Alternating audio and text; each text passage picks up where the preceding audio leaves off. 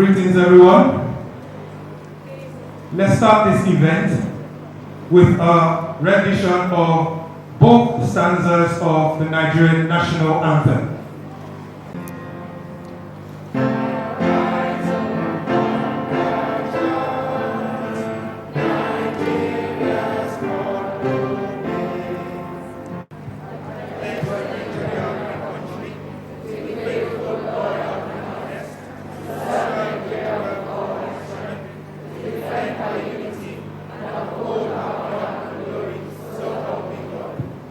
Please be seated. Welcome, welcome, welcome. Good afternoon. Starting with the board of the Regent Secondary School. Good afternoon.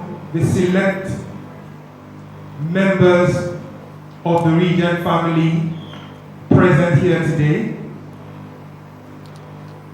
Good afternoon. Colorful Regent Secondary School pupils. Looking at you today, it makes me feel that the world is starting to get back to normal. For the 61st birthday of our beloved nation, we're celebrating Nigeria's independence. Today, we're going to have a different format.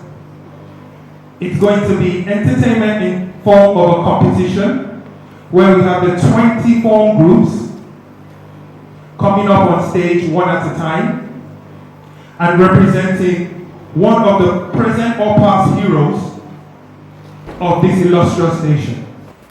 The first house coming up to present, and the hero they've chosen to portray is Amadou Bello.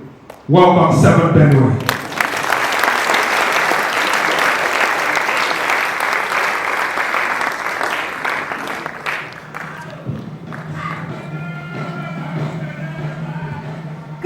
Judges, students, and teachers.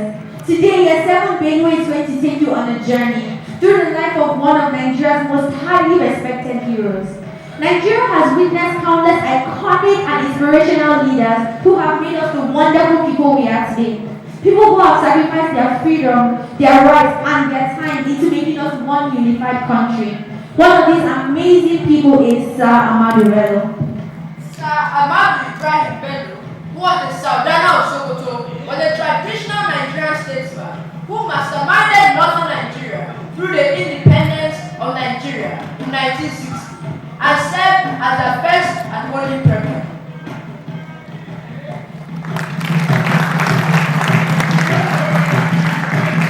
Sir Amadou Ibrahim Bello was born on June 12, 1909 in Rabat near Sokoto.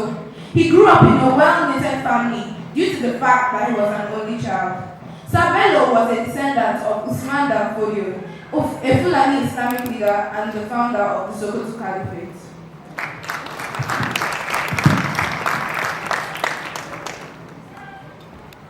During his elementary education, he schooled in Sokoto and later attended the Katsina Higher College, now called Barewa College, where he was college mates with Alhaji Sir Abubakar Tafawa Balewa, who was the first Prime Minister of Nigeria.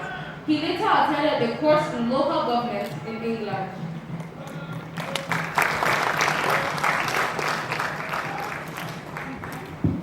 Amadou Bello's career started in Sokoto Middle School, where he taught for 3 years. After returning from Britain, he was nominated to represent the province of Sokoto at the Regional House of Assembly.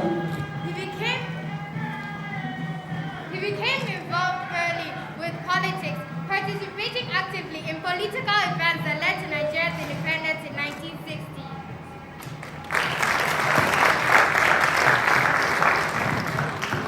In 1934, Sir Amadou Bello was made the district head of Rabat by Sultan Hassan Danguazu. In 1938, he was promoted to the position of divisional head of Gusau and became a member of the Sultan's council. Later that year, he made several unsuccessful attempts to become the Sultan of Sokoto, losing to Sir Sadiq Abubakar III.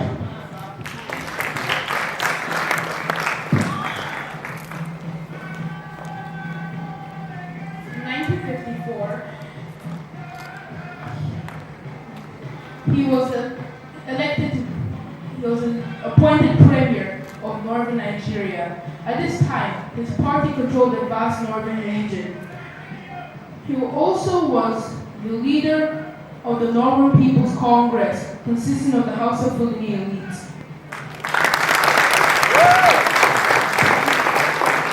At that time, Sir Ahmadu Bello had two wives, Amiru Fadimu and Hassan to Ahmadu Bello.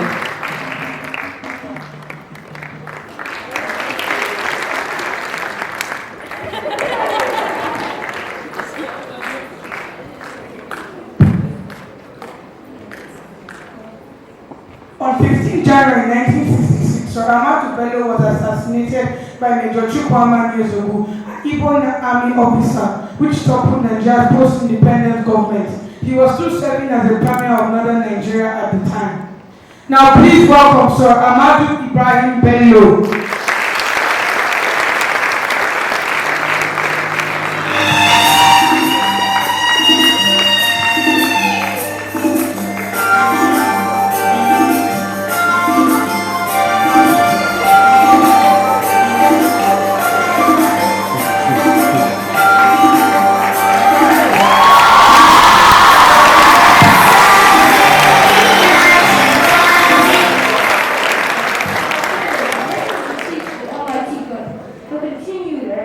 For continued and peaceful progress.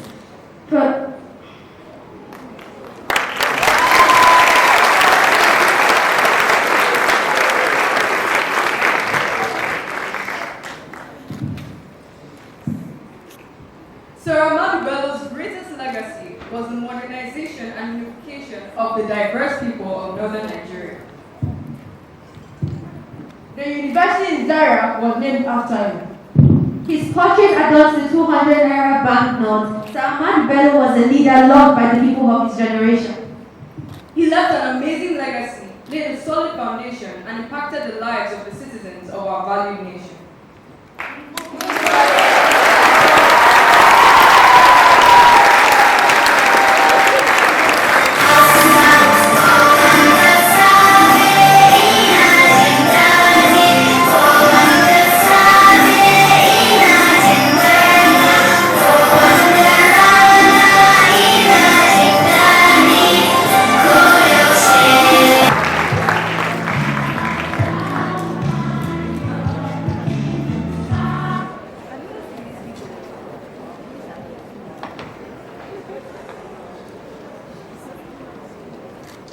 My name is Dr. Laji Joseph Kwani.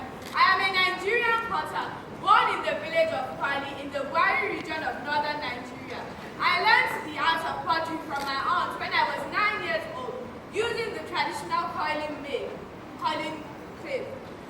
I made cooking pots from coils of clay, beaten with a flat wooden paddle, and baked in a fire made from local wood. I have carved a niche for myself in the pottery space. Come along as I show you the story of my life.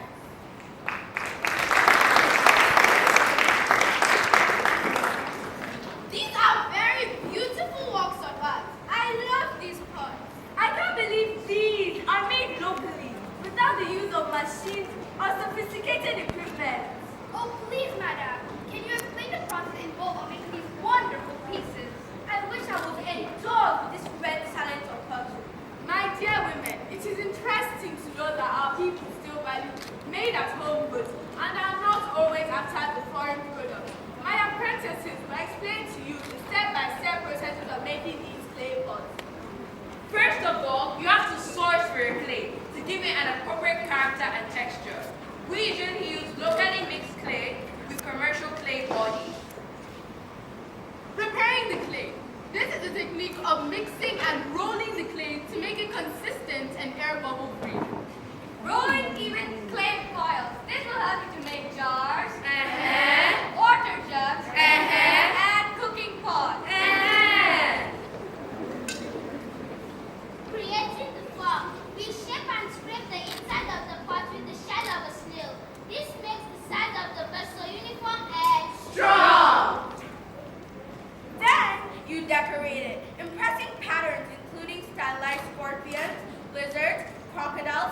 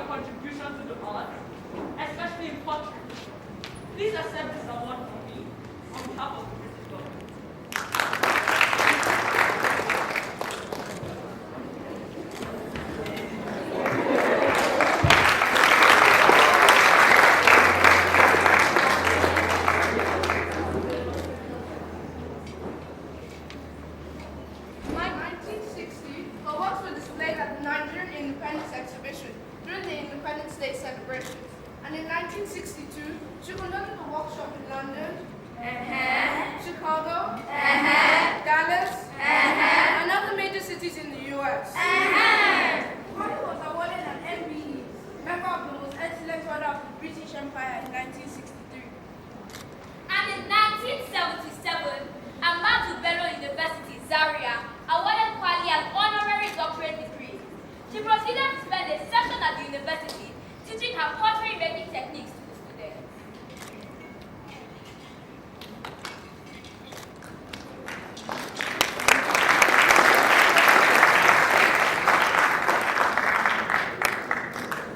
In 1980, the Nigerian government invested on Kwali the Nigerian National Order of Merit Award. The Nigerian National Order of Merit Award, NNOM, the highest national honor for academic achievement. The Abuja Pottery Center was renamed the Ladi Kwali Pottery Center. And in 1981, she received the national honor of the Officer of the Order of the Niger, OON. Also, a major street in Abuja was named Ladi Kwali Road.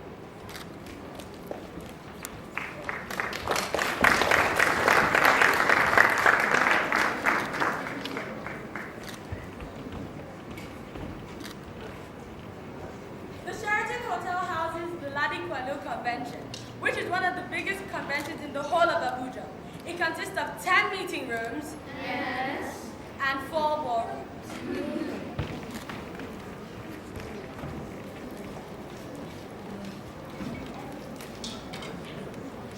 As we reach the climax of this short epistle of my life, I hope you now know who Ladi Kwali is. Oh, before I forget, I am the only woman whose face conspicuously stands on the 20 naira note. That's a great achievement, isn't it? Yes, it is.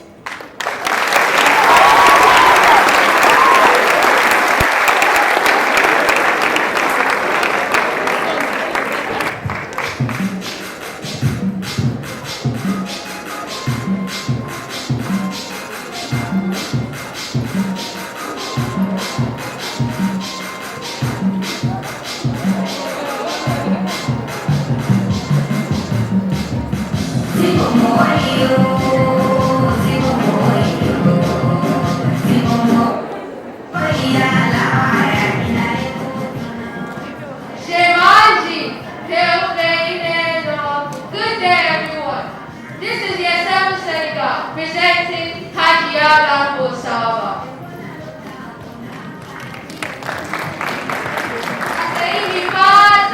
Hajia Lambo Saba.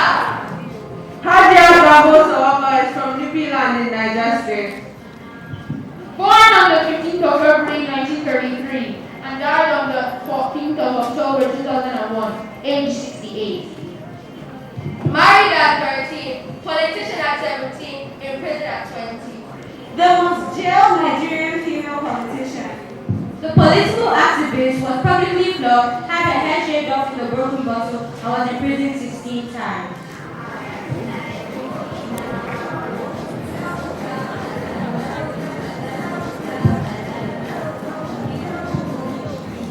Biography. Hajia Gambo Sawaba was born in Zaria, Kaduna State in 1933 to parents Fatima and Isa Amatefu, a Ghanaian. Her birth name was Hajaratu Amatefu, but she was born after a set of twins and so was nicknamed Gambo. Her father was of Ghanaian origin, while her mother was from She attended the Native Authority School Primary School in Zunjumada. As a result of the untimely death of her father in 1943, and then shortly after her mother in 1946, that got shorter education. At the age of 13, Hajia Gambo Sawaba was married off to Abubakar Garba Bello, a World War II veteran, and gave birth to a child named Lokisu. Hajia Gambo Sawaba entered politics at the age of 17, and at the time, Northern Nigeria was being ruled by the Northern People's Congress. Hajia Gambo Sawaba belongs to the opposition team, National Element Progressive Union. Nepo's early message was to relinquish power from the elites and rally round the poor. Gambo made a name for herself when, as a political lecturer in Zaria, stepped onto a podium and spoke out in a room full of new contemporaries who were afraid to open their mouths.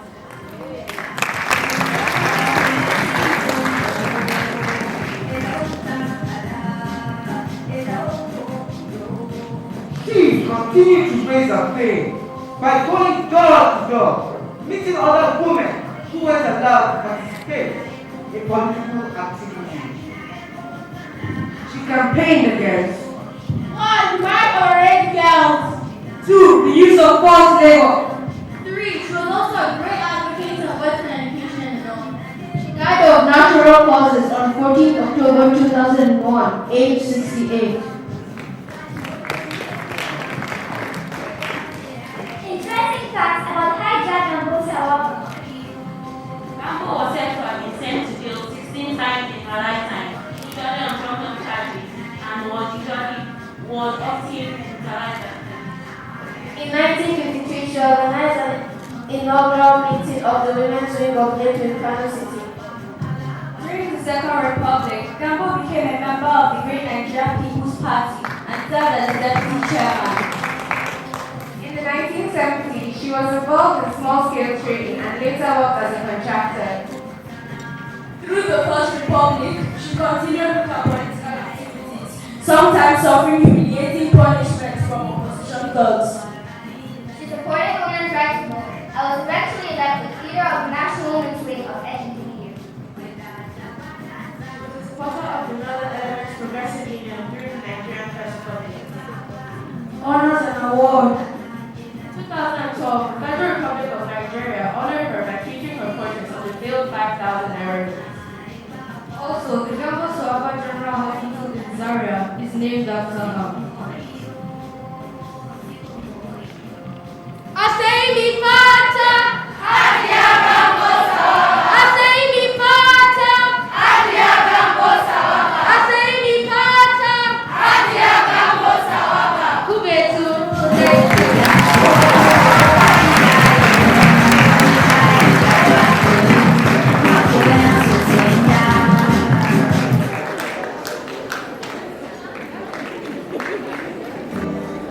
Assalamu alaikum, distinguished ladies and gentlemen. We present to you Sir Kashim Ibrahim, a great icon that lived between 1910 and 1990. He immensely contributed to what today is modern Nigeria.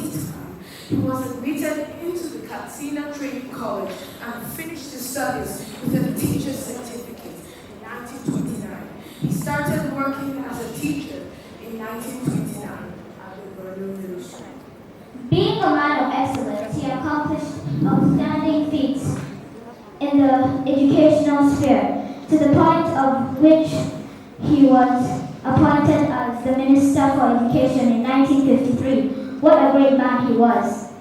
Sir Kashim Ibrahim was a man of many parts who has served in different capacities.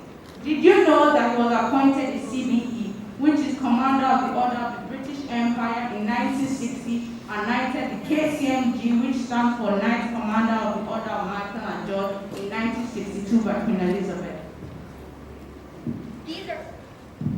These are just a few. These are British.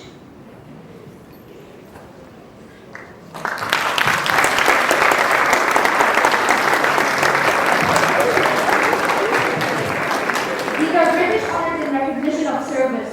This was just some years after he assumed the traditional office of Waziri under His Royal Highness, the Shahu of Borno in 1956.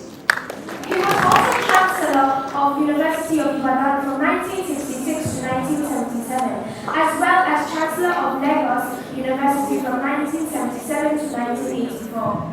Interesting fact is that Sir Kashim Ibrahim was a close associate of Sir Ahmadu Bello, and they worked closely together to form what is now Sir Ahmadu Bello University.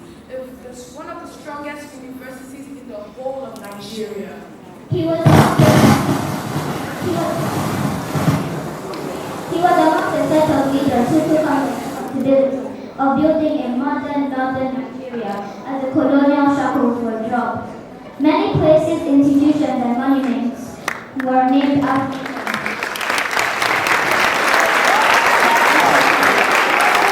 He left an indelible mark on this nation, and he will always be remembered as a hero. Thank you.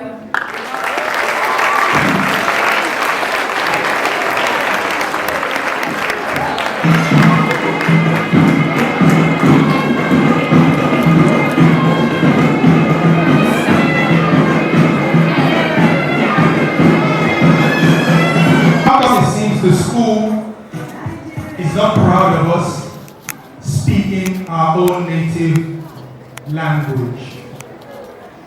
That was their question for me as they walked up. I said, wow, in my head.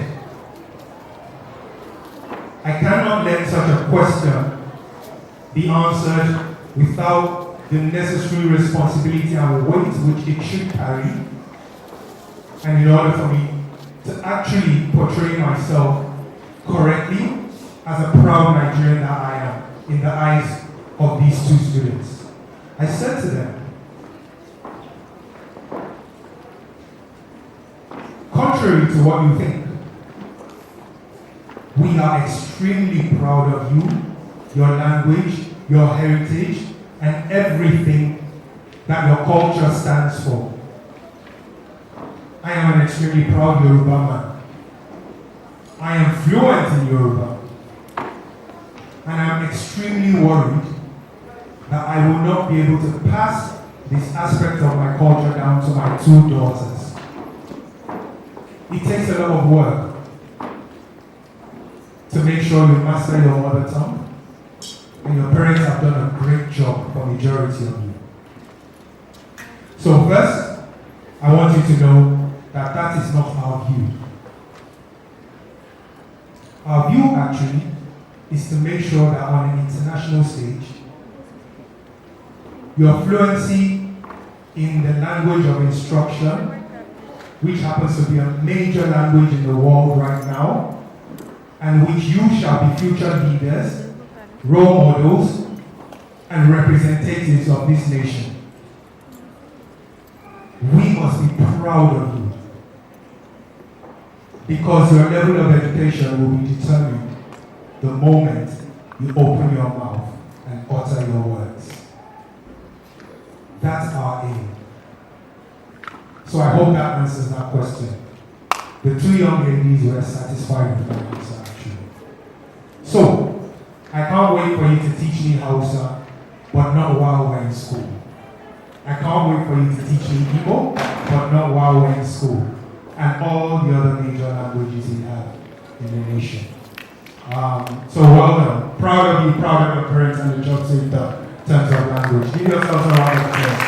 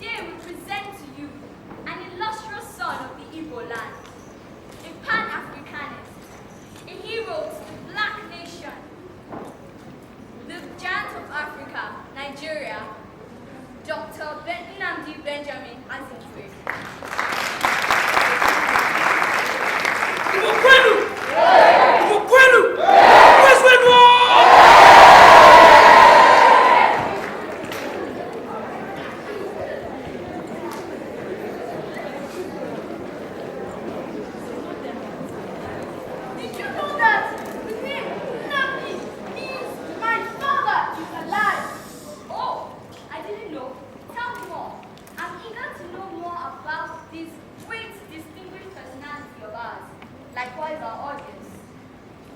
Dr. Nnamdi Benjamin Azikiwe, usually referred to as Zik, was born on the 16th of November 1904 to Obed Edom Chukwuemeka Azikiwe and Rachel Obiedu Azikiwe. He worked as a clerk in the Nigerian Treasury in Lagos from 1921 to 1924 before he decided to go to the United States to pursue his further studies.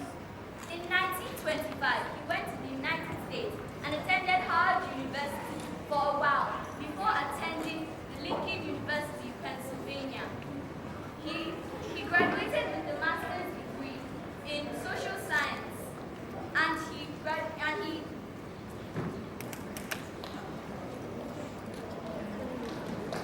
completed the master's in 1930.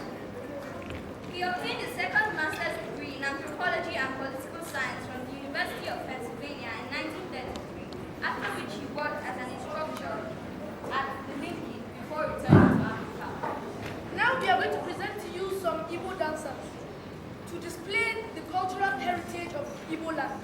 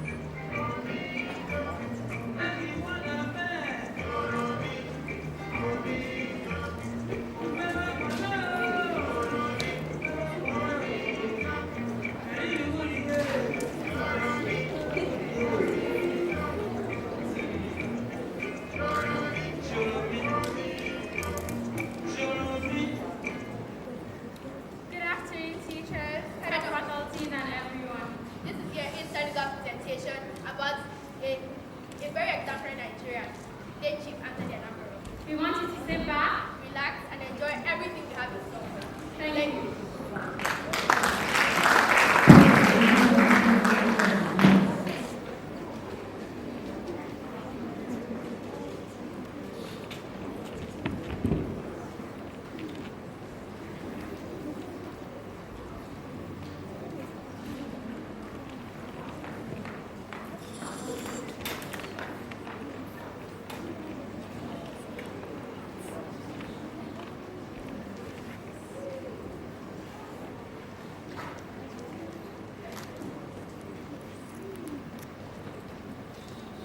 Chief Anthony Enahoro Eromosele was one of Nigeria's former colonial and a pro-democracy activist. He was born the eldest of 10 children in Burundi, Edo State.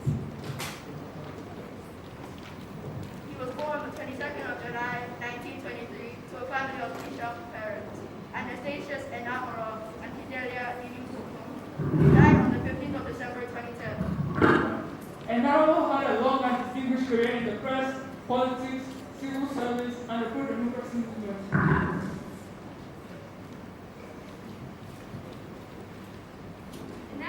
Enahoro became the chief editor of United States newspaper in 1944 at the age of 51. Thus becoming the youngest Nigerian editor ever. Enahoro was survived by his wife, Helen Ubuntu, their grandchildren, and several great-grandchildren. Enahoro became the first to promote the motion for Nigeria's independence, which eventually got granted in 1960 after several political setbacks. He has been regarded by many academics as the father of Nigeria State. Anthony Enahoro created the self-government movement of the Western House of Assembly in 1960, which led to the Nigerian independence on 1st October 1960. So we think about it. Without Ate Enahoro and other founding fathers, martyrs of the God to independence, can give them a round of applause.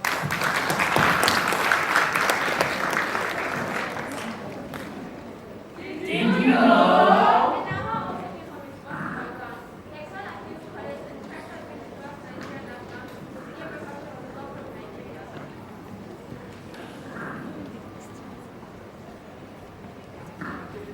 Chief Anthony Enahoro, age 87, was one of the last survivors of the independence generation of Nigerian politicians.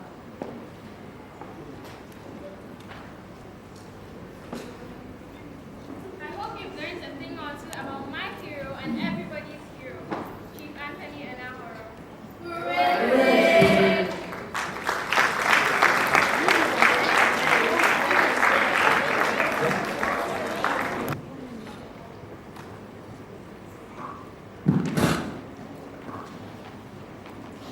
Hey guys, how's class? It was so boring. Super boring. Well, except for history class. Wait, you guys know about Dr. Elizabeth Abimbola? I don't think I've heard of her.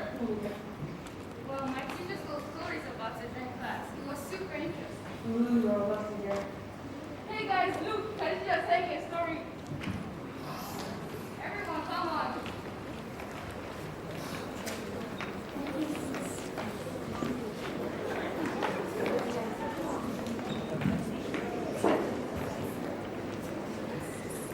Dr. Elizabeth Abimbola Awoli was born on the 11th of November in 1910. She went to primary school in St. Mary's Covert, then went to Queen's College in Lagos. She then left for Dublin, Ireland in 1929 after getting her Cambridge examination certificate. Oh, she seems cool. Who are her parents? I think I know. Her parents were Mr. David Ernesto Akerele and Mrs. Rufina Oyinkan Akerele, a very well-known and respected Catholic family in Lagos. She also graduated from the University of Dublin, Ireland with a first class honor. Now that's outstanding. Yeah, and did you know that she was also the first female West African doctor to get a licensure from the Royal Surgeon? She also became a specialist in gynecology and obstetrics. Wow, you guys know a lot about it, like seriously. I have a question. When did she become the chief consultant? Oh, I know. She later became chief consultant and medical director for almost 10 years, from 1960 to 1969. And you know, some of her awards are Most Excellent Order of the British Empire, BA of Lagos, Ledger of Oyo Empire.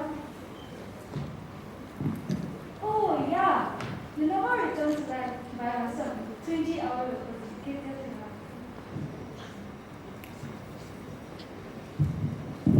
I think we should end soon because I know I've learned a lot, but we'll have history next period.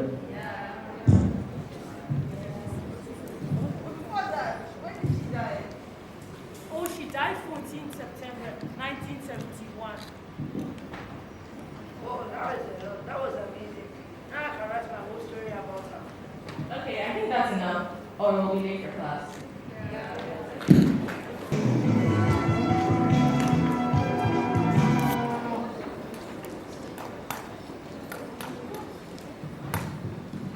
All protocols duly observed. Welcome to your 8th Benway's presentation on Chief Margaret Ekpo. Sit back and enjoy our presentation. Sasana!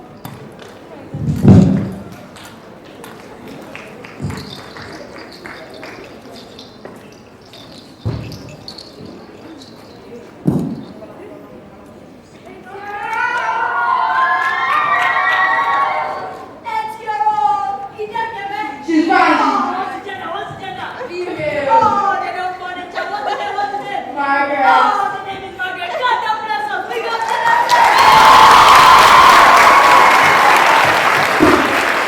On the 27th of July 1914, Margaret Ekpo was born in Greektown, Cross River State, to the family of Okorafor Obiasolo.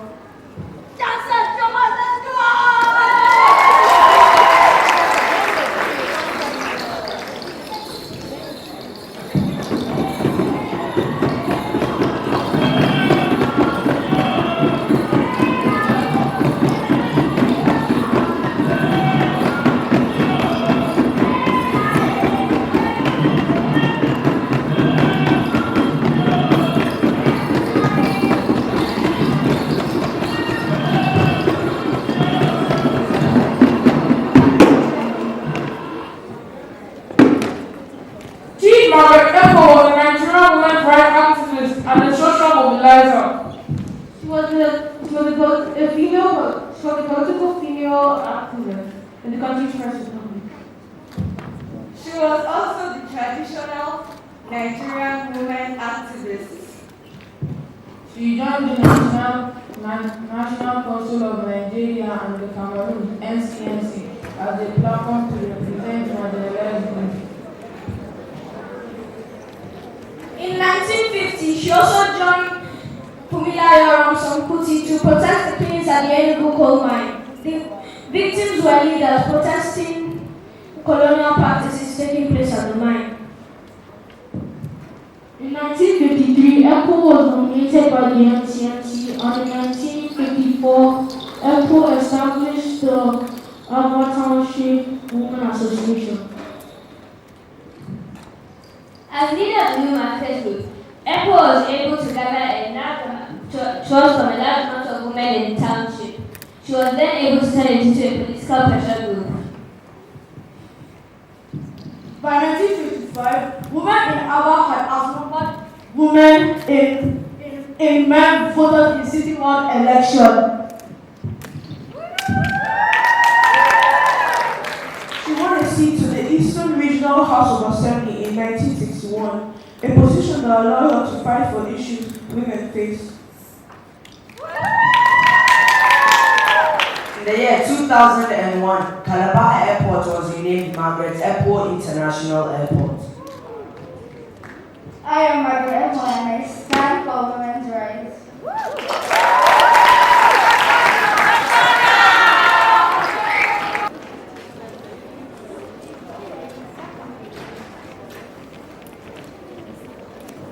Ekaso, good day everyone, and welcome to tonight's class presentation and Sir Herbert Macaulay here is in a suit because he was always seen in the colonial outfit. But he's of Yoruba origin, so we'll be representing this with Yoruba outfits and also his colonial lifestyle. Enjoy our presentation. Thank you. Herbert Samuel Macaulay was a Nigerian nationalist, politician, surveyor, engineer, architect, journalist, and musician, and is known by many Nigerians today as the founder of Nigerian nationalism. He was born on the 14th of November 1864 and passed away on 7th of May 1946. He was married to Caroline Pratt, a daughter of the Superintendent of Police, in December 1898. Their marriage ended August 1899 upon Caroline's death during childbirth, and Macaulay was present to her vow never to marry again.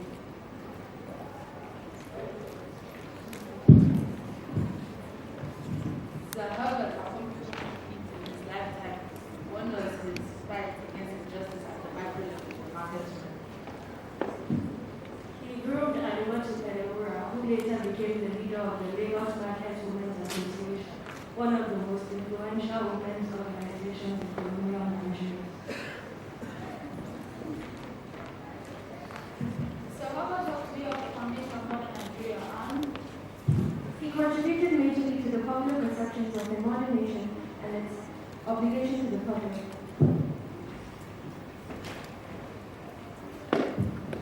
In 1944, Macaulay co-founded the National Council of Nigeria and the Cameroon together with Namdi.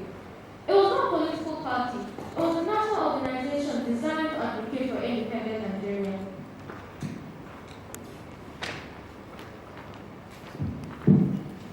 He was famous for many reasons. One was that he was the founder of Nigeria's nationalism. He emphasized the connection to the land, thus promoting patriotism.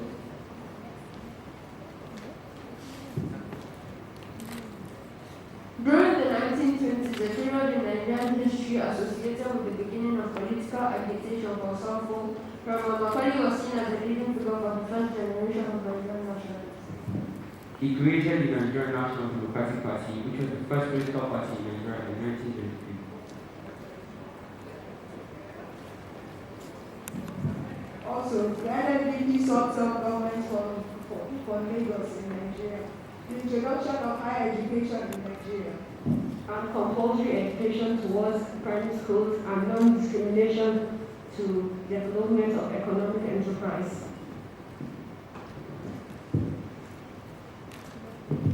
In 1909, the Herbert Macaulay came out publicly against the prohibition of faith in Nigeria, which he felt would ultimately lead to reduced government revenue and increased taxation. He also opposed colonial Lagos states with quota on ground representation without taxation.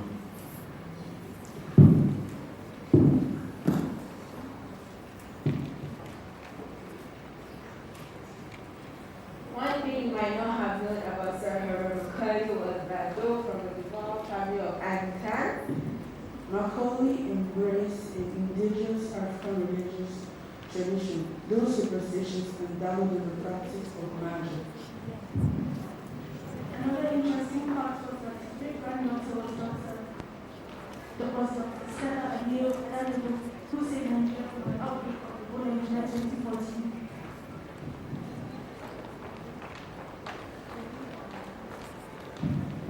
Sir Herbert Macaulay, despite all his accomplishments, was also a man. He was an ex-convict going to prison twice.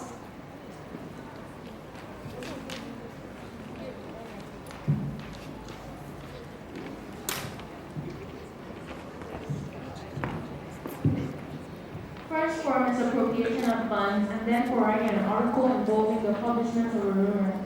Nevertheless, we still salute him for his accomplishments in Nigeria. Thank you for watching our presentation of Herbert Macaulay.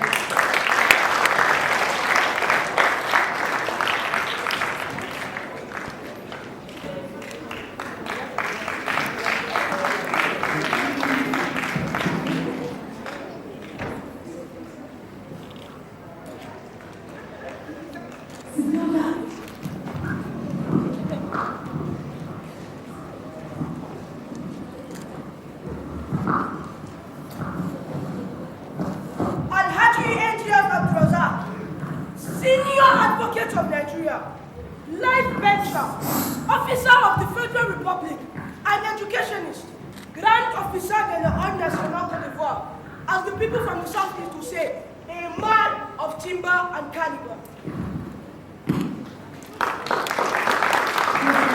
He had been begging for Lorisha to reserve from Kwara State. He was born in November 1927 on Onitsha, present Anambra State. His early education was at graduate schools, Ilori and Onitsha. He would later attend the CMS St. John's School, Onitsha from 1938 to 1943, Kalahari National College, Buguma from 1944 to 1945, and African College, Onitsha from 1945. God blessed him with a beautiful wife, Alhaja Rayat Abdulrazak, and 6 children, Alimi Abdulrazak,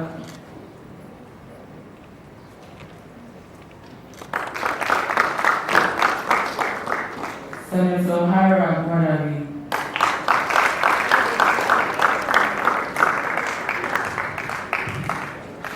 Abdurrahman Abdulrazak, Governor of Plateau, Isiaka Abdulrazak,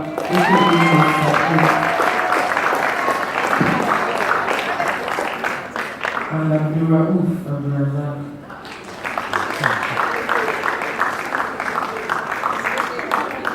A great man who was Haji Abdulrazak, and I'm sure you may be wondering, what made him great? He was the first indigenous of Northern and Northern Nigeria to acquire early education in Igbo land and South Nigeria at primary and secondary school levels. The first Nigerian indigenous to gain admission for university education in Nigeria and the United Kingdom. The first one to be called for in the year 1955 at Inner Temple, London. A special member of the Northern House of Assembly from 1960 to 1962.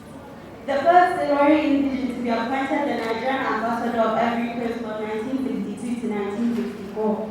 A member of the Federal Parliament from 1964 to 1966 as the Minister of State of Transport.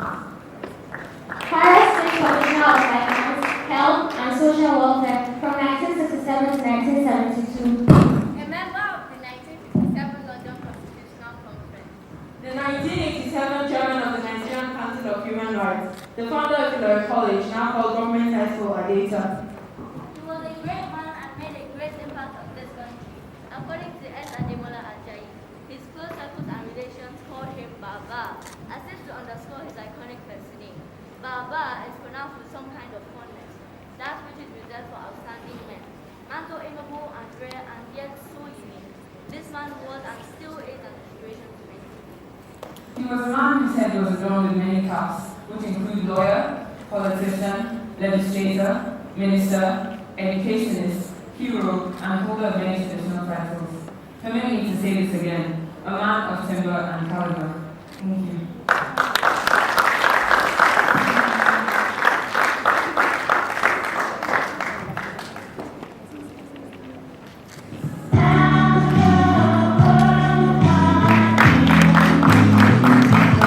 A huge round of applause as they take their bow and leave the stage.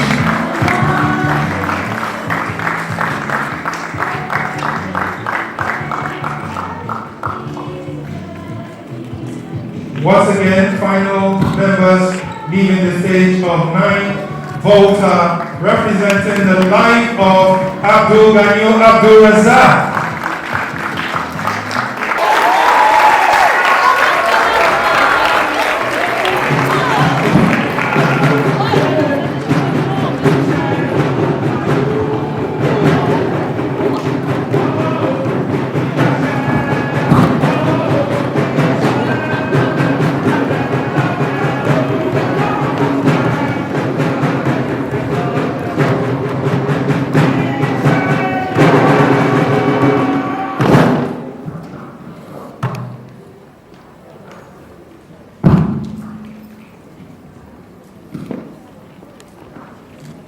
So is it true that there was actually a Nigerian Women Union?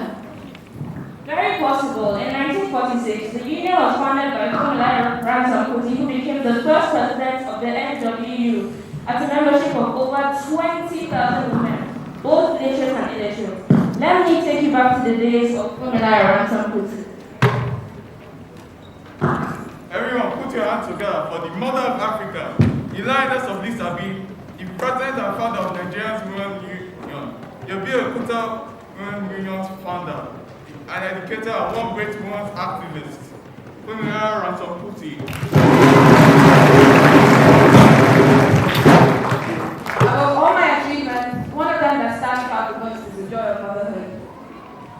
was born on the 25th of October 1900 in Abeokuta, Ogun State.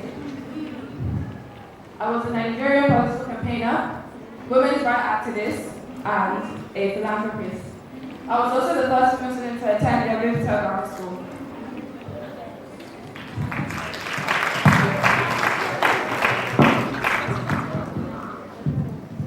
The price levels are rising. Kilo J. Rara, we should do something about it and we should report it to the Abeokuta Ladies Union. Oh, okay. So Fumilara Wantokuti launched the organization into public consciousness by rallying the women against the payment taxes which were hurtful to the female merchants of the Abeokuta market.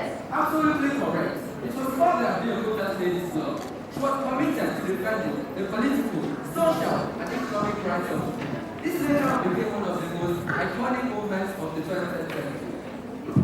Around 1948 to 1949, the Alake of Egbalan Obasama Ladapo Adenola abdicated the throne due to strife with Igbo women, led by Fumilara Wantokuti, as well remained to pay heavy taxes and were maltreated. Fumilara, in her own words, said,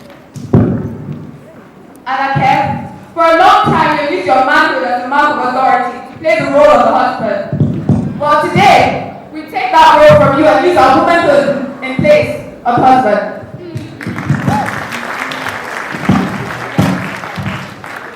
For many years, Fumilara Wantokuti was of the NCNC, but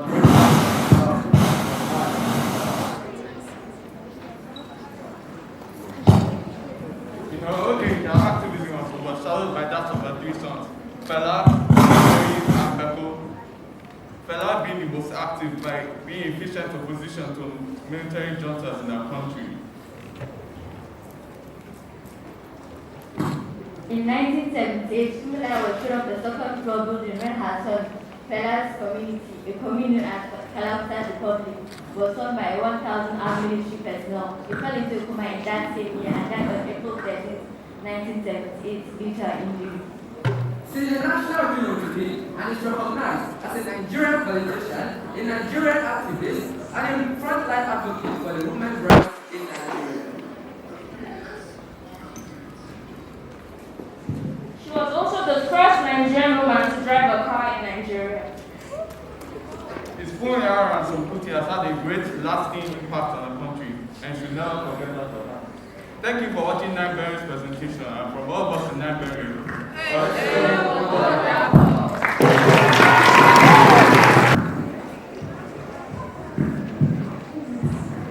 What's the base? We love the leaders in this country. I disagree. I don't think we protect the good ones we have. Name one good leader we have. Take General Murtala Muhammad. Can't say I've heard of him, apart from seeing his name on the printing articles and in one airport in Lagos named after him. That's what I mean. That's exactly what our leaders do. After they fail in government, they seek to engrave their names in the mind of people by naming buildings and stadiums after them. On the contrary, he didn't do any of those. Really? Yes. Who was he and what did he do? Let's go meet Miss Halima.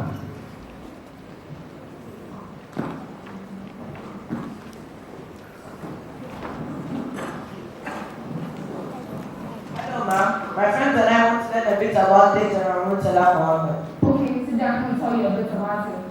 General Murtala Muhammad was driven out of popularity that had fizzled out, since the politician of the First Republic discarded the trust of the Nigerian people. But that counted for nothing when 45 years ago, on 13 February 1976, he was shot down by coup clusters in the midst of Ikoyi traffic while on the Great Wall. I have his biography somewhere. Let me look for it. Yes. Take care of being out loud. Now, first paragraph.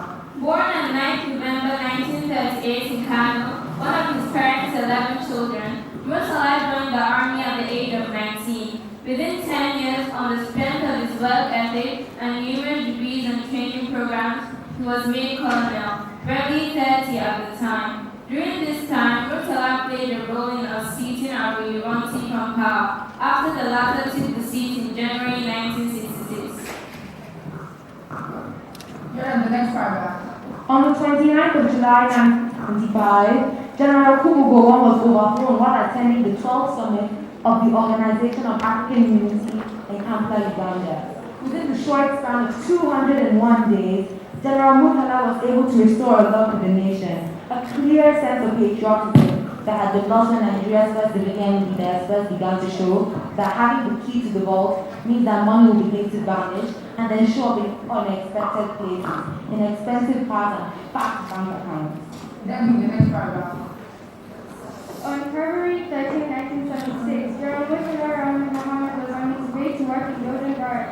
Was ambushed by a group of soldiers. Murtala, along with his engine process, was killed in a hail of bullets. A task that was made all the easier because the only visible sign of protection was a pistol carried by his orderly. His assassination was the first coup attempt led by Lieutenant Paul Booker Superdinka, who was head of the Nigerian Physical Training Corps, and cleaning the head of state. The coup classes swung into action, taking first the media. Oh, how sad. Really sad indeed. I'm short of words. Very, very sad indeed.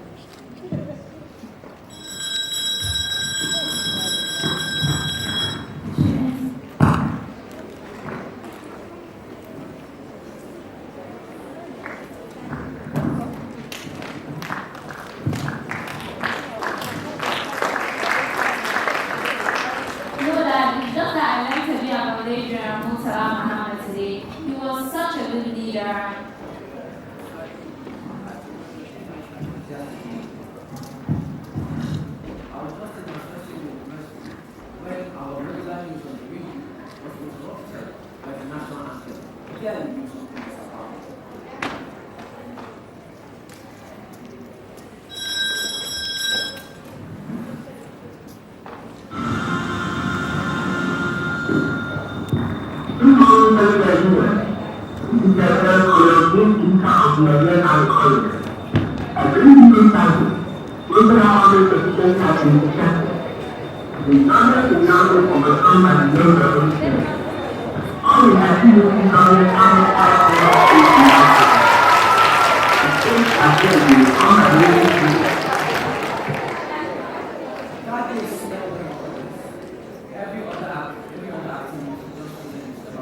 What about the coup plotters? Were they ever arrested?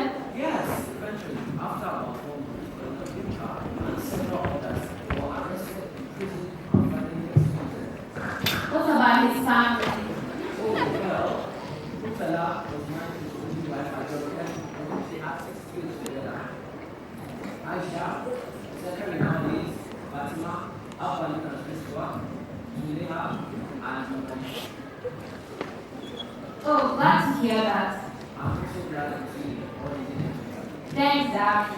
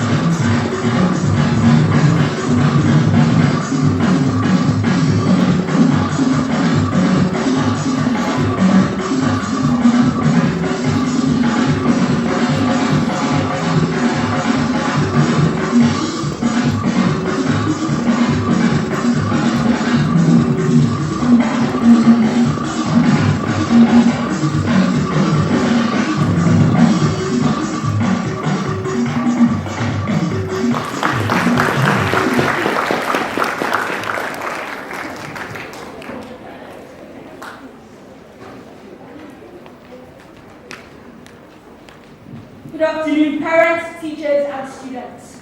We will be presenting on a woman that people know very little about. Dr. Amayo Adadebo. Please sit back, relax, and enjoy. Thank you.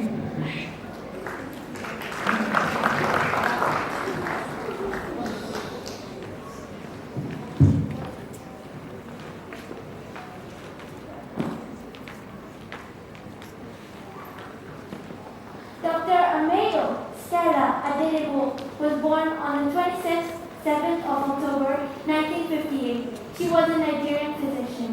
Dr. Amea Lagos College of Medicine with a Bachelor in Medicine and a Bachelor of Surgery. She spent 21 years at the First Constitutional Medical Hospital in Lagos, Nigeria, where she was the lead physician and endocrinologist in London. Dr. Ameyo curbed the spread of the virus in Nigeria. She did this by placing the patient in zero policy and placing Patrick Sawyer in quarantine, despite the pressure from the Liberal government. It is also quite possible that the World Health Organization wouldn't have declared Nigeria a populous country Ebola-free.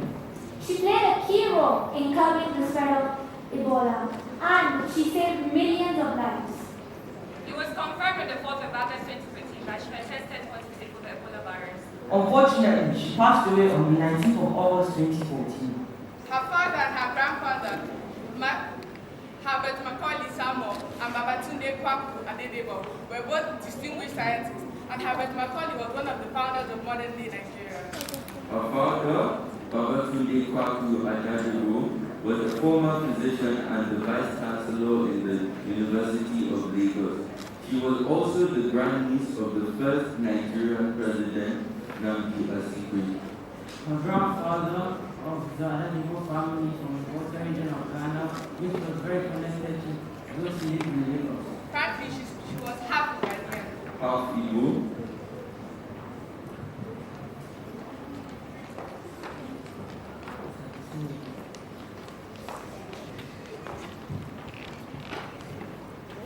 With her distant and Yoruba ancestry via her paternal grandmother.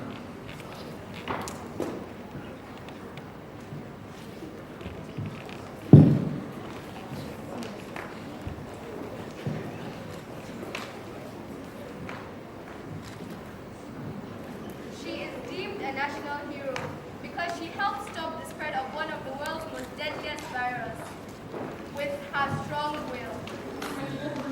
She sacrificed her life to save Nigeria. The Dr. Ameyo Adadebo Health Trust, a non-profit organization, was created in her honor. The movie 93 Days.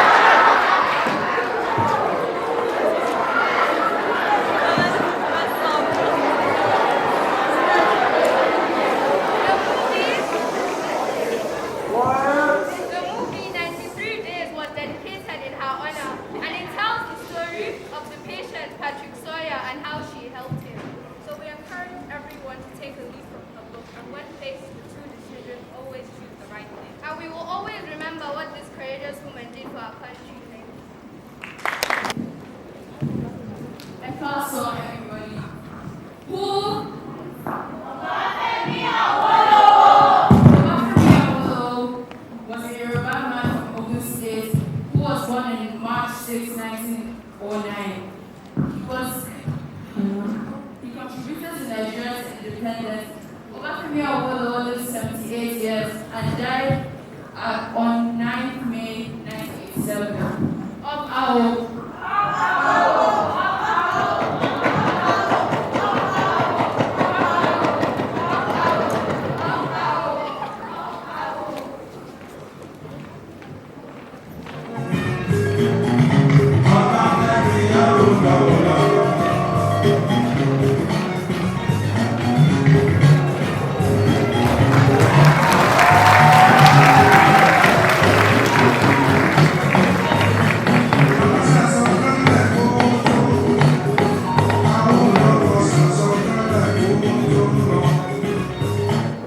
What?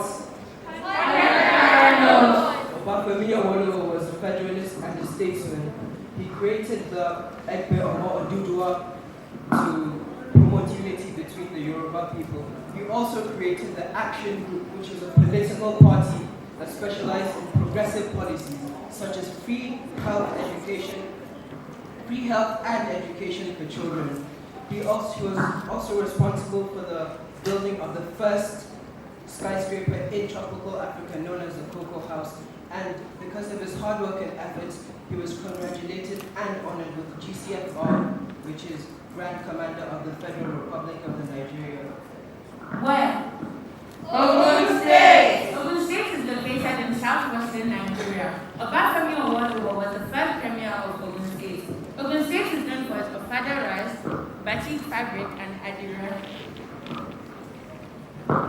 When? 1961. Obafemi Awolowo University, formerly known as University of Ife, was founded in 1961, with classes beginning the following year. One of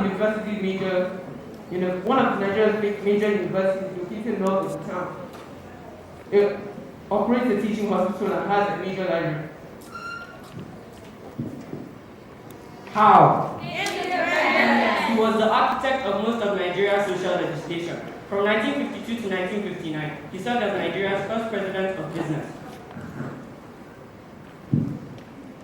Did you know Awolowo means the oracle has dignity? He founded the Nigerian, he named the Nigerian currency Naira, and he founded the first newspaper in Nigeria, which is the Nigerian Tribune.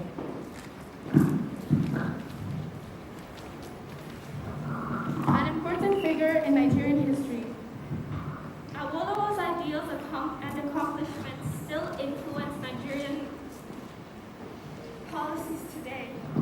He wrote several books, including Awo, autobiography of Chief Obafemi Awolowo, and his thoughts on the Nigerian Constitution in 1966.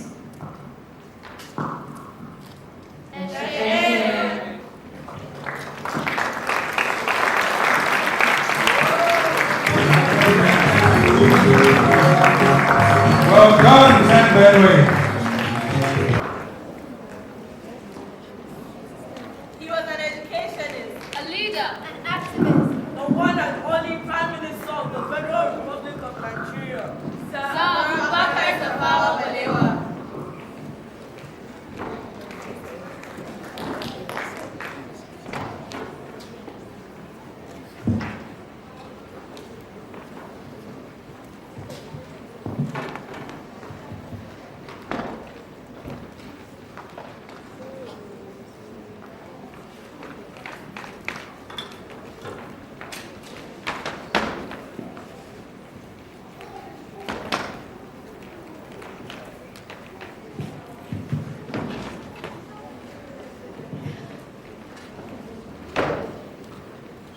Today is the Independence Day, October 1st, 1960, the day that every Nigerian has been eagerly looking forward to for 2 years.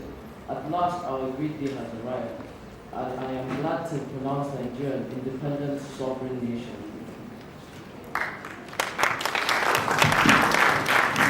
Please rise for the national anthem.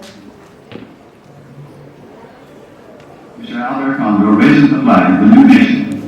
Nigeria, we hail thee, our own dear native land. Your tried and conquered hither, in brotherhood we stand. Nigerians all and proud to serve our sovereign fatherland. Thank you, you may be seated. Wow, that was an amazing speech by Sir Abubakar. Good day and welcome to our presentation on Sir Abubakar Tafawa Balewa. He was the first and only Prime Minister of Nigeria before and after Nigerian independence in 1960. He was born December 1912 in Bauchi, northern Nigeria, to his humble father, Malam Yakubu Danzala, and his mother, Fatima Ina, who are of Gere and Fulani descent. He attended a Quranic school and was then moved on to Bauchi Province School. After that, he attended the primary education where he lasted up to 1925, and he moved on to Bauchi Middle School where he lasted up to 1928.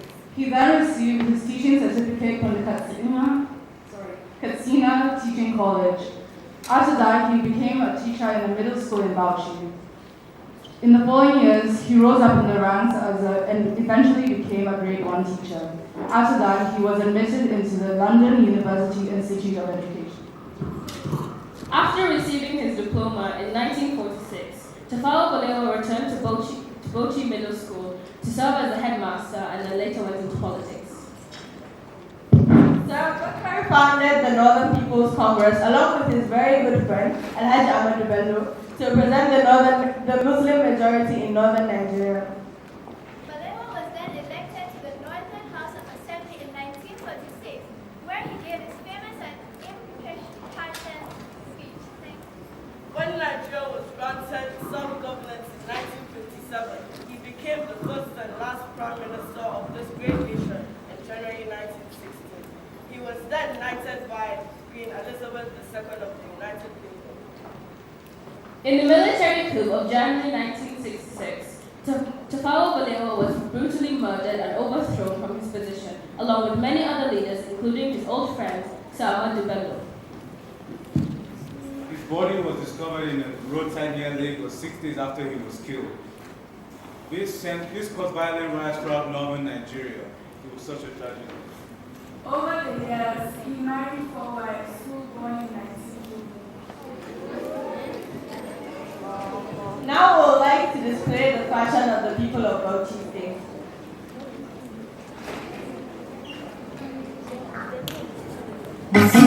Now the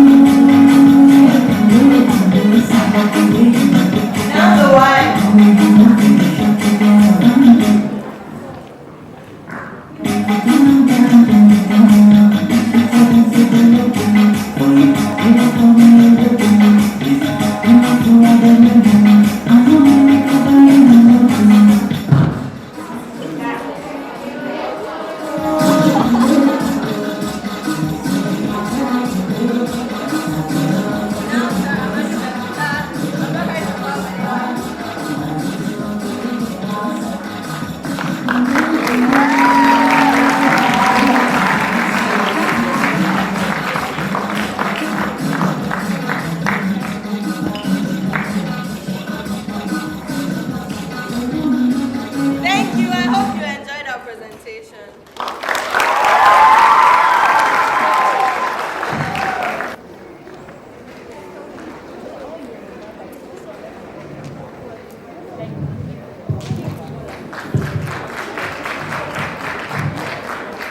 Good afternoon, ladies and gentlemen. This is Test Senegal Nigerian Day presentation on Teslim Balogun. He was a great footballer and a coach. Introducing Teslim Balogun. Teslimi Olawale Ainde, also known as Teslim Balogun, was a Nigerian footballer. Teslim Balogun played as a striker and internationally. Teslim Balogun was the first African Nigerian footballer to become a professional football coach. He was born in 1927. He attended St. Patrick's Primary School, Okeawa, Lagos, and St. Mary's Catholic School, Port Harcourt. After then, he moved back to Lagos to navigate his life, future, and career. He was nicknamed Thunder because of his powerful shots. He was also given the nickname Balenga for a similar reason. During his time coaching youngsters, he was given the nickname Baba Ball. In his time playing for his native Nigeria, he played for a number of teams, including Apapa Bombers, Marine Athletics, UAC 11, Jos 11, Railways 11, Dynamos Club, and SCOA 11. During his time in Nigeria, Balogun won the Challenge Cup 5 times in 7 finals. He became the first player to have a hat trick in a game. He later became the first African professional coach and coached the Nigerian Summer Olympics in 1968. He was part of the Nigerian national team for 12 years. Balogun died in his sleep on the 30th of July 1972, and he was 45 years old and he had 8 children. As a befitting memorial, the Teslim Balogun Stadium in Surulere, Lagos was named in his honor, and it was officially opened in 2007 under the government of Governor Babatunde Raji Fashola, the governor of Lagos. The Teslim Balogun Foundation was founded after his death to assist families of Nigerian former international footballers who may have struggled financial distress. May the soul of Teslim Olawale Ayinde Balogun continue to find peaceful repose with the Lord. And now, our fashion parade. Teslim Balogun was from Lagos State, and during his lifetime, these fashions were worn. As we celebrate this great footballer, we also celebrate his culture. Eko Nibajeo. During his footballing time, Teslim won 6 caps for the Nigerian national side, leading him to being the first Nigerian professional footballer and a role model to other aspiring Nigerian footballers. Teslim Balogun's team members.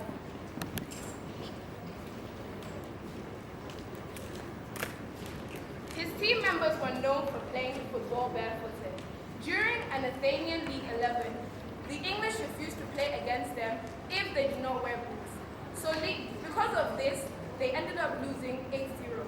Teslim's team particularly lost 5 of their matches during a tournament. The men.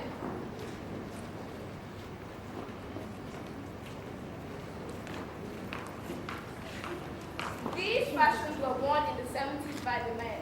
Shokoto, Buba, and Fila.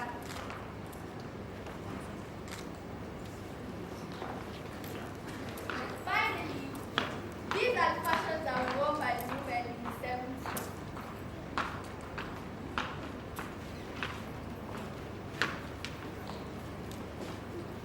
The Euro, the Buba, and the Pele, which is given at the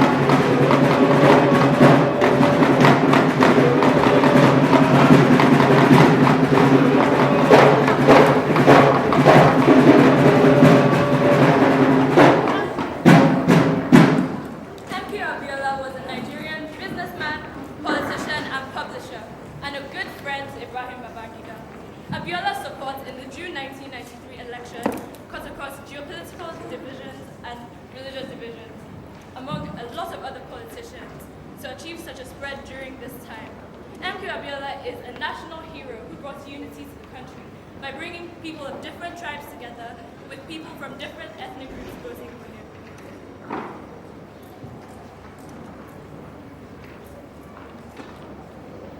Ladies and gentlemen, the winner of the June 12th election with an outstanding number of 8,349,309 votes, Moshood Kashimo Olaore Abiola, representing the SDP party.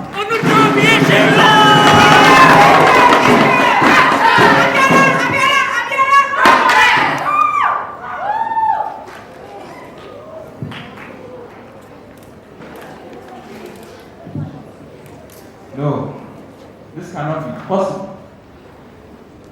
I, Ibrahim Babangida, cannot let this happen. It is true this year's presidential election was generally seen to be fair, free, and peaceful. But however, in virtually all states in the Federation, election malpractices have occurred.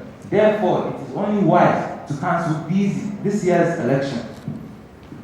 This is incredible! It's the freaking deal of all this.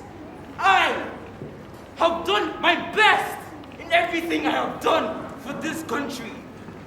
The people went to the polls on Saturday, 12th June, 1993, and without hindrance chose me as their president. But yet, look at what has happened. Oh! What am I meant to do?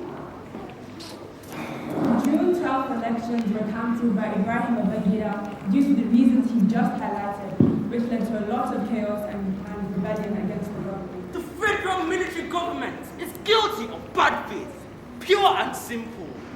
I haven't committed any offense against any known electoral law or regulation.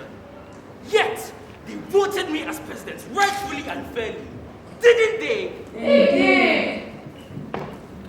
In 1994, MP Abiola was arrested and detained by the Abacha-led government on charges of treason after declaring himself as the president of Nigeria. He was set to be released on the 7th of July, 1998. I, Abiola Kudrat, will not take it. How on earth would someone get arrested just because to get peace? I would not take it. I must do something. Breaking news. The 44-year-old Kudirat Abiola has just been shot from a machine gun fire, killing both her and the driver on June 4th on her way to her daughter's graduation at Harvard. It comes as a shock, but no surprise as to why she was killed, due to her continuous attacks on the niece of MKO Abiola. 7 June 1998, to mark as today, we lost a grand figure in the life of many Nigerians, Mashood Kaishmaro Olawale Abiola. He was due to be released from prison today, but his death led to something different. His death was shown in suspicious circumstances as General Sani Abacha's chief security said that he was beaten to death. On an official autopsy, they said that he died of gas attack. May his gentle soul rest in gentle peace. MK Abiola was recognized as a pillar of sports in Nigeria. He has his own football club, Abiola Babies. He was awarded the highest national honor of General Commander of the Federal Republic of Nigeria posthumously in 2018. It was also interesting that in 1987, he was given the key to Washington, D.C., and he was also crowned the Ore Onakanto in Yoruba land, which is the highest chieftaincy for non-Yorubas amongst Yorubas. He truly was a Nigerian hero. As a sign of respect to the late MK Abiola, June 12th has now been declared as Democracy Day in Nigeria. Thank you.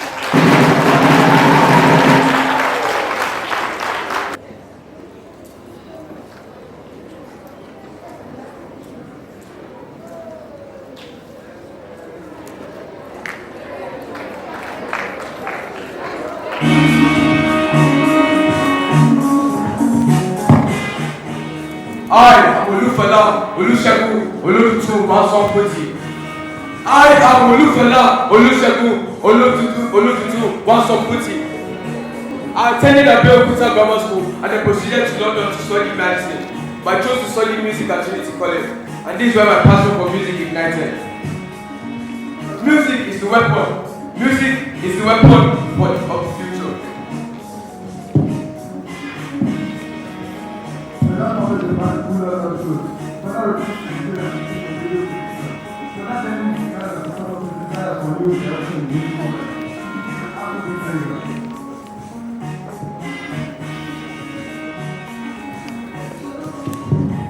I sang Zombie, oh Zombie.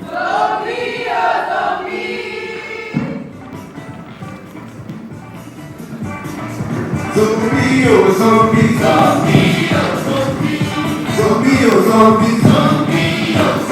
Zombie no go for let's go down to the room. Zombie no go for let's go down to the sun. Zombie no go for let's go down to the sun. Zombie no go for let's go down to the thing. Zombie, oh zombie. Zombie, oh zombie. Zombie, oh zombie. Zombie, oh zombie. Zombie no go for let's go down to the room. Zombie no go for let's go down to the sun. Zombie no go for let's go down to the sun. Zombie no go for let's go down to the thing. Zombie, oh zombie. Zombie, oh zombie. Zombie, oh zombie. Zombie, oh zombie. When I'm to go straight until 1978, my last time I was married 27 women who are most of them the father of 7 children that introduced the population and here comes the woman table. Perhaps first wife and 2 of the other wives. Wow. So far.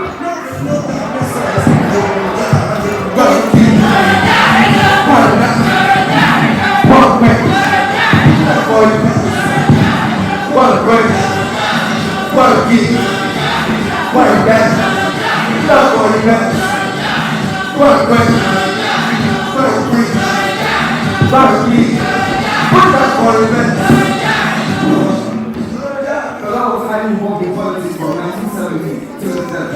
He was a great critic of the Nigerian government. His song centered around the axis of corruption and social economic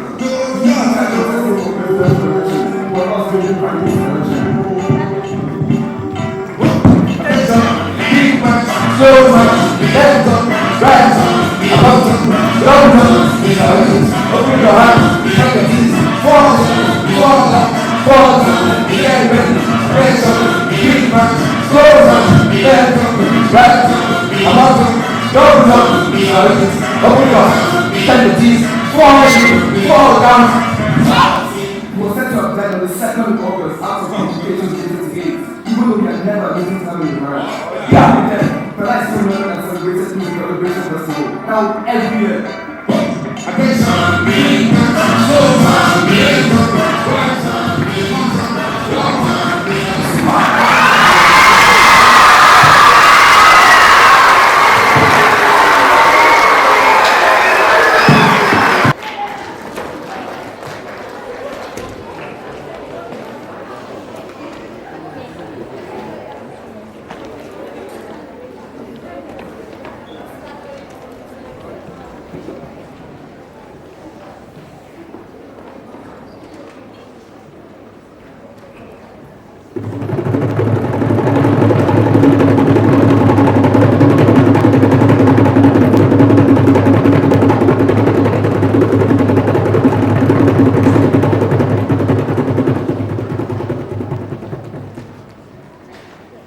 If we continue to think that we will be happy in the future, then we will never be happy in the present. And that is the same as saying we will never be happy.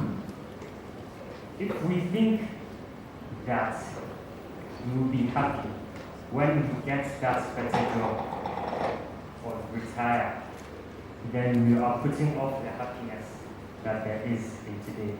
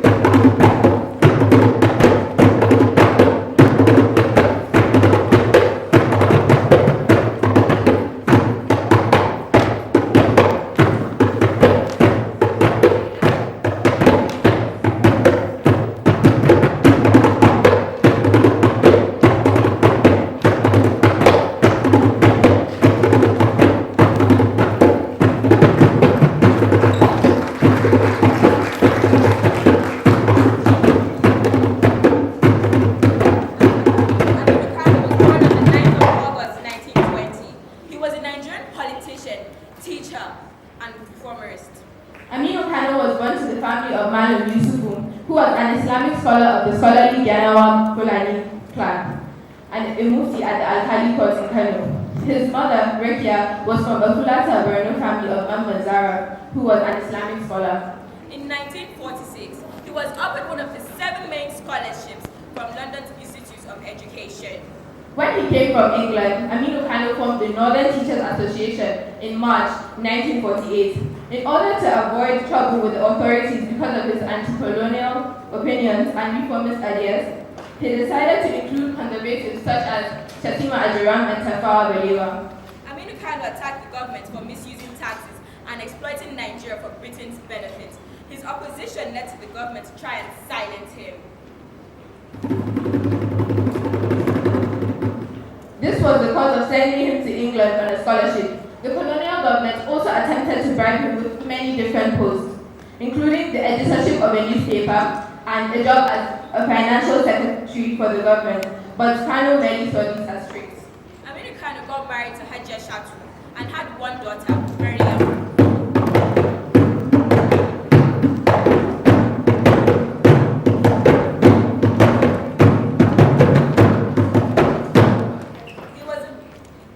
His first publication expressed his grievances with British rule when his father was denied appointment as the chief alkali of Kano. He was a member of the Bauchi General Improvement Union, along with Tafawa Balewa, a group whose activities were later constricted as a result of an attack by Kano on British indirect rule.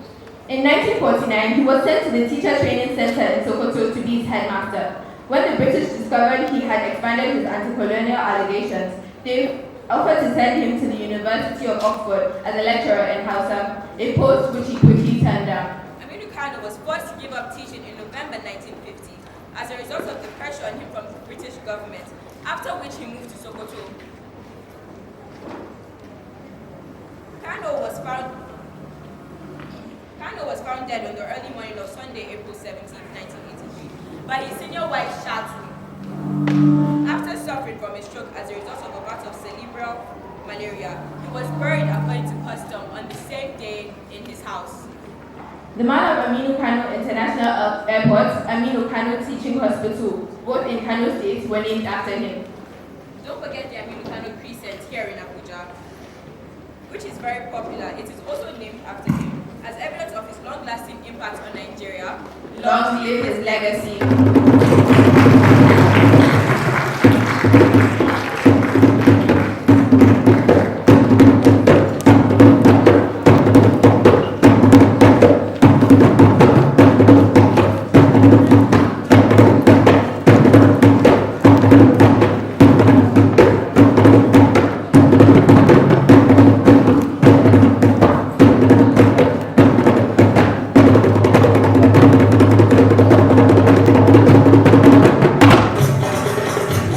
Foster House production of Ikoku.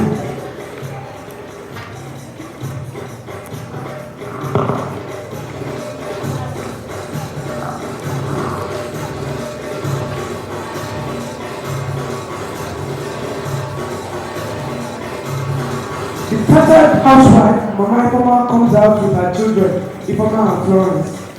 The farmer asks, "Why are your children never in school?" And she replies, "No money." But she doesn't know that education is now free. Children, go and dress, please. Who did this for them? Alvan Ikoku, a humble man born on August 1st, 1900, in present-day Abia State, the son of an ethnic woman from Calabar State, educated in Orochukwu Government Primary School and Wadat College. He wears a suit because he studied abroad. He was born after the death of his father, so he was given the name Azinwa, which means comes after the father's death.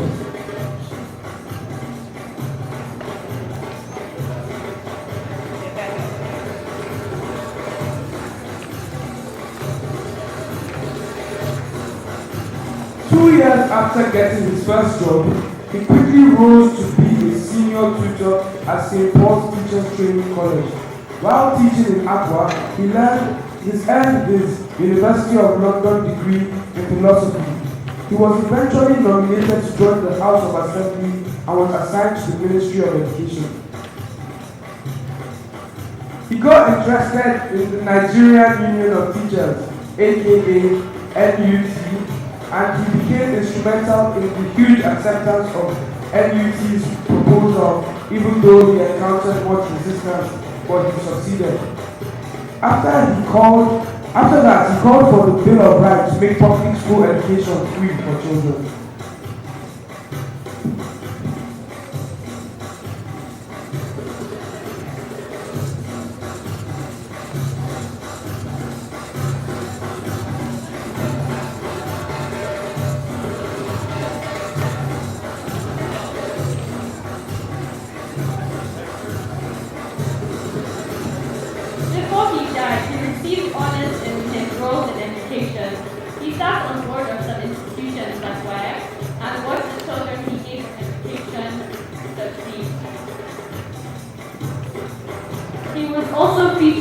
10 naira notes.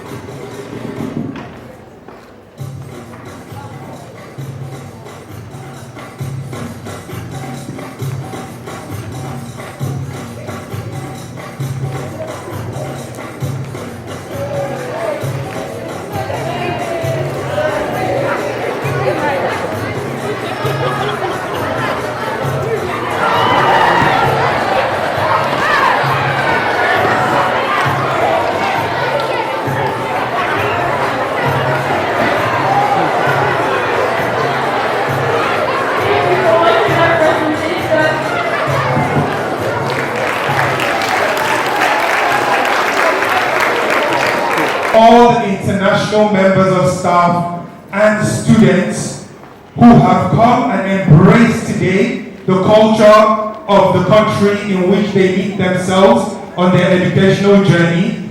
They have done us proud. I've seen some of my students look more Yoruba than I do.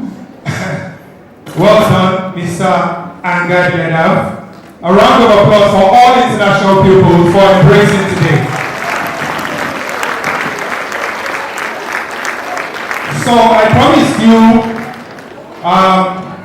and it's been long awaited, it's one of the highlights of the evening. It took us a while to get this far, but now ain't no stopping us. We have a school staff choir, and I am proud to welcome them on stage as they perform Great Nation by Tim Dakolo.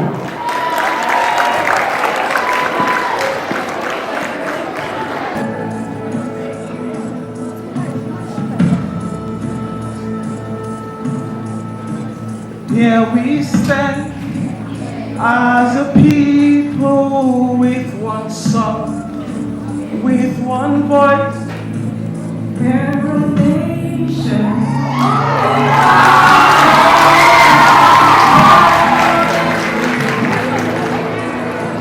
We will take our stand and build our land.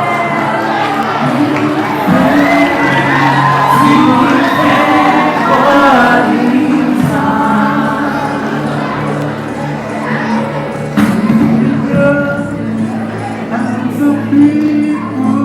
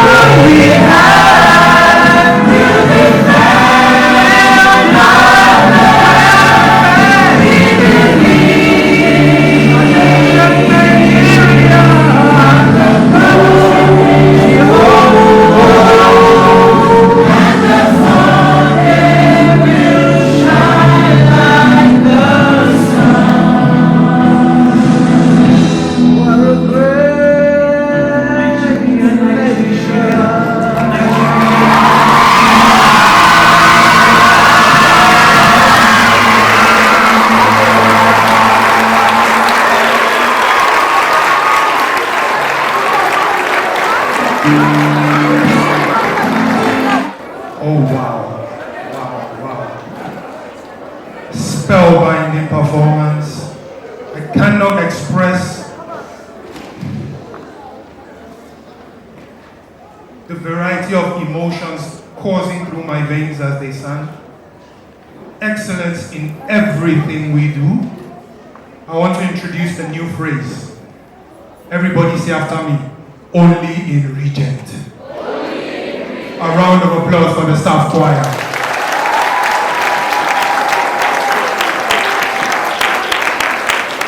Okay, the results are in. Because we're really trying to make haste now. I'm going to be very fast, and I'll say round of applause at the end after you've heard the results, because I'm going to announce each year group first. So let me get through the results for each year group before you give them a round of applause. So we start with year 7. In 4th place we have Volta. 3rd place we have Senegal. 2nd place Congo. 1st place Benue House.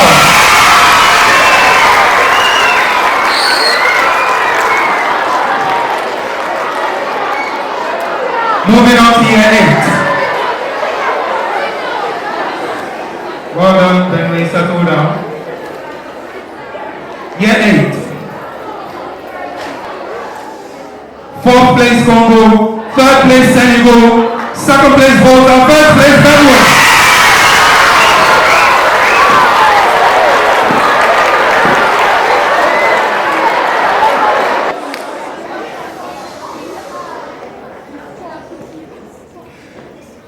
Fourth place Senegal, joint 2nd place Congo and Volta, 1st place Benue.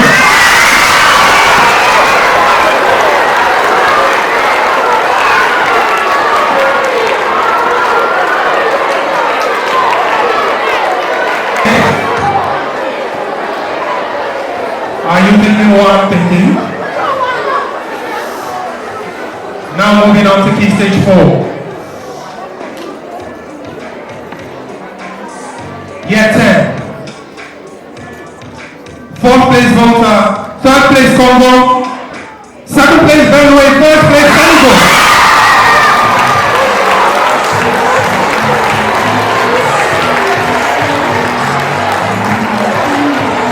Wow.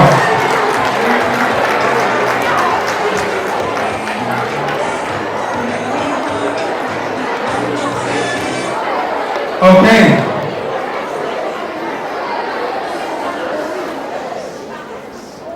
This is the final year group to be announced, year 11. 4th place Volta, 3rd place Senegal, 2nd place Benue, 1st place Congo.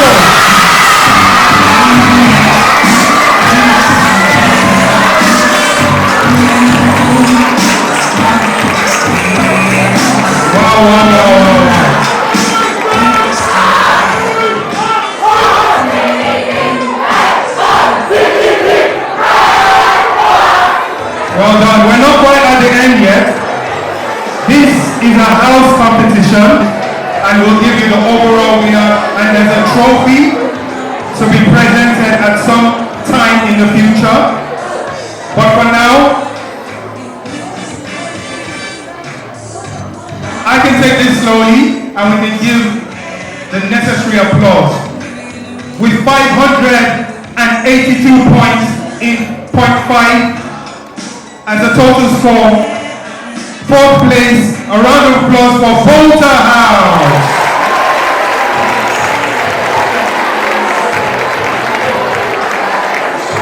Well done. In 3rd place,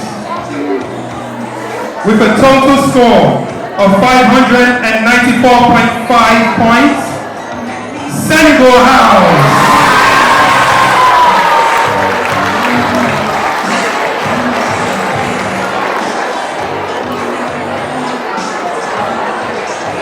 Second place, 614 points. First place, 644 points. I think that's pretty close. We have the runner-up, Congo House, and the winner of this year's independence competition, Benway House.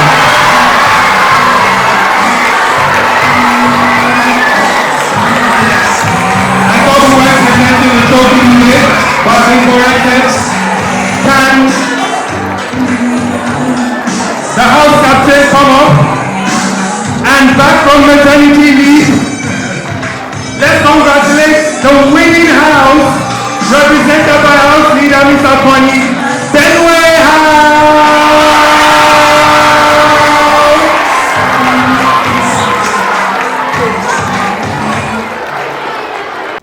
So, some years ago, in the 70s to be precise,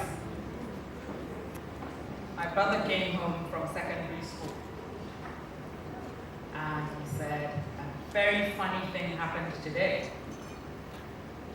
It was sports day, and apparently one of his classmates, whose father was the commissioner for sports of that state at the time, who had been so full of himself because his father was a commissioner of sport, was also the guest of honor on the sports day. And the father had to give a speech. And when he was called up to give the speech, this is how it went. Incidentally, this is in Kano, the federal government college. You may laugh, but maybe don't laugh until I finish so that you can hear how it went. Many of you have taken part in many events. Long jumping, high jumping, triple jumping, javelin, basketball, volleyball. Many of you cannot run. I shall tell the principal to reduce your diet. I won't go further than that. Of course, the boy never ever showed off again. And this is why, for the two girls who think you should come to a British curriculum school where the language of instruction is English, and you would come and be allowed to speak vernacular, because not only will you not be able to speak English properly, you will also always write the way you speak, in which case you will fail your exams. Now, you see all those heroes that we all showcased today? They all spoke impeccable English, but then they all spoke their native tongues as well. I speak 2 Nigerian languages and bits and pieces of others. It has not deflected or done anything to the belief in my country, or the culture, or the traditions, or anything for that matter. Okay? Only that I can stand anywhere and speak and be listened to and be respected. Because believe it or not, worldwide, English is the most spoken language, I think. Not statistics, not by numbers perhaps, but world over. And you know this is the truth. Okay? So girls, the 2 of you, it's fine. Speak English away from, speak another language away from here, but not here. Yes? Good. Well done, Benway House. Oh, incidentally, Sir Tafawa Balewa, he was known as the Golden Voice, because the way he spoke English was like no other. And then he could speak Hausa. And you heard his history today. What did it do to him for speaking English very well? Nothing. He spoke his language, he was very cultural, he was very traditional, and nothing stopped him. Please, when you go home today, go to YouTube. Look up Sir Tafawa Balewa in America, his very famous speech at the United Nations. Listen to it. He's speaking English. Probably you wouldn't understand a thing he's saying because of how good he was. So, this is an English-speaking school. Everybody should speak English. Thank you. I hope you enjoyed yourselves today. I did. I hope you learned a lot. And congratulations to Benway House. Benway, well done, Benway.